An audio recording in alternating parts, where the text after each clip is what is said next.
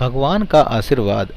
एक बार भगवान नारायण और माता लक्ष्मी लोगों की परीक्षा लेने के लिए सर्दी के मौसम में मूसलाधार बरसती हुई संध्या में अत्यंत बुरे स्त्री पुरुष का रूप धारण करके पृथ्वी लोक पर आए। नगर के एक धनी सेठ के द्वार पर जाकर वे फाटक खटखटाने लगे। दरवाज़ा खोलकर सेठ जी ने जब देखा तो वो बिगड़ कर बोला, अरे कीचड़ सने पाँव से सारे दालान में मिट्टी फैला दी, भागो यहाँ से। सेठ जी, हम इस रात में कहाँ जाएं? वृद्धा गिड़गिड़ाई, ठंड से प्राण निकल रहे हैं, कहीं ठहरने भर को जगह दे दो।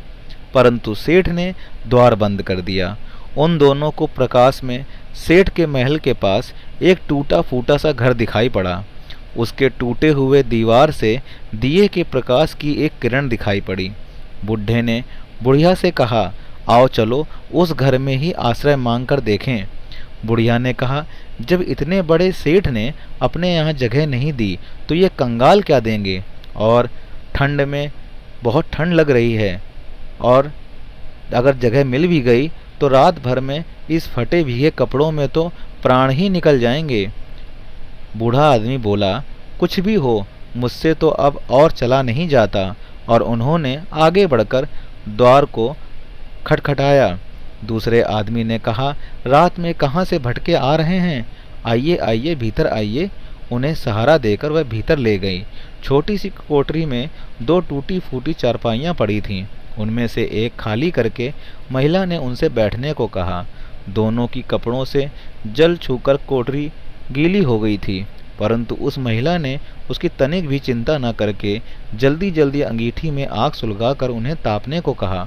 फिर दो पुराने परंतु धुले हुए कपड़े लाकर बोली, बाबा आप लोग अपने भीगे कपड़े उतार कर इन्हें पहन लो। क्या करूं, मैं बहुत गरीब हूं, इसीलिए इन्हीं दो कपड़ों में गुजारा करना होगा। आपके कपड़े मैं निचोड़ कर फैला दूंगी। उन्हें कपड़े बदलवा कर वह दलान में गई और दो पीतल की छोटी छोटी थालियों में बथुए का साग और बाजरे की रोटियां रखकर ले आई। माता जी ने वृद्धा से कहा, आज मेरे घर में यही भगवान का प्रसाद है। मुझे बहुत दुख है कि ना तो घर में घी है और ना ही दूध और ना चीनी। कोई बात नहीं बेटी, हमें तो यह भोजन बड़ा स्वादिष्ट लग रहा है। वो दोनों खाते हुए बोले। थोड़ी देर में उस स्त्री का पति भी आ गया। वह बेचारा रोजगार की तलाश में दिन भर घूमकर थका हारा लौटा था।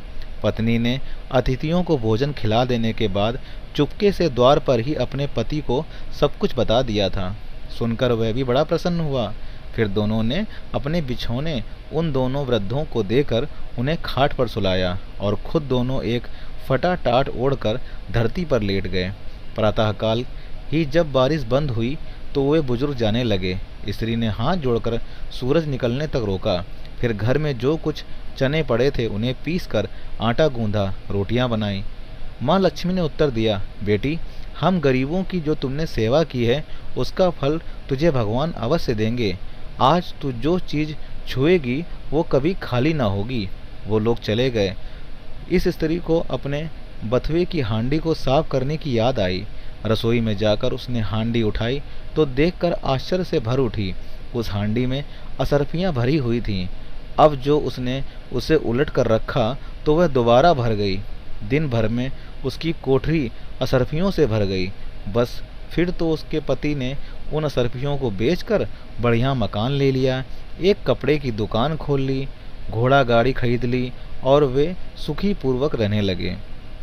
उस सेठ को जब यह समाचार मिला कि उसके निर्धन पड़ोसी एक रात में ही अमीर हो गए हैं तो उसने उस स्त्री तथा उसके पति को बुलाकर कारण पूछा। स्त्री ने सरलता पूर्वक सब कथा सुना दी। अब तो सेठ और सेठानी को दिन रात यही चिंता रहने लगी, किसी प्रकार वे करामाती बूढ़े बुढ़िया मिल जाएं तो वो घर भी असरफियों से भर ले।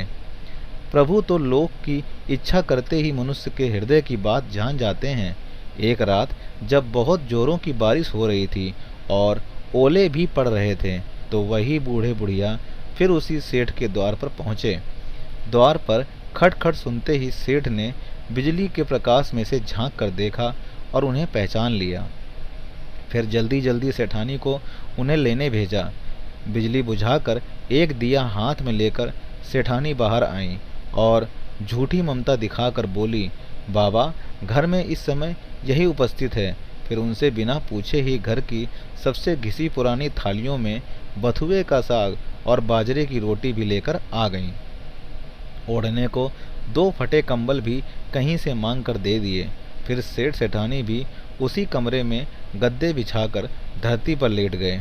सवेरे अंधेरे ही जब दोनों बुजुर्ग जाने लगे तो सेठानी ने चना पीसकर रोटी बनाई और बोली, माता हम बड़े दरिद्र हैं, आपकी सेवा न कर सके, आशा है आप हमें माफ़ करेंगी। बुढ़िया ने कहा, बेटी जैसी सेवा तूने की उसका फल तुम्हें भगवान अवश्य देगा।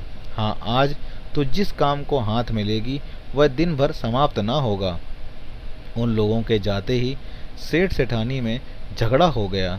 सेठ चाहता था कि बथुए की हांडी मैं खोलूं और सेठानी चाहती थी कि मैं खोलूं। अंत में दोनों ने एक साथ हांडी पकड़ी। इस छीना झपटी में हांडी टूट गई और कमरे में बथुआ ही बथुआ फैल गया। सेठानी झाड़ू लेकर कमरा धोने लगी। जब वो कमरा साफ करती, कमरे में तुरंत बहुत सारा बथुआ फिर बिखर जाता। सवेरे से संध्या तक उसे कमरा साफ करना पड़ा। तो ठीक ही तो है, जिसकी जैसी नीयत होती है भगवान उसे वैसा ही फल देते हैं।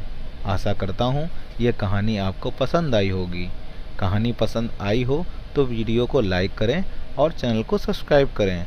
इस तरह की सच्ची और अच्छी कहानियाँ सुनने के लिए हमारे चैनल को लाइक सब्सक्राइब कर लें और साथ ही साथ बेल आइकन को प्रेस कर दें ताकि आपको हमारी सारी कहानियाँ सबसे पहले आपके चैनल पे दिखाई दें।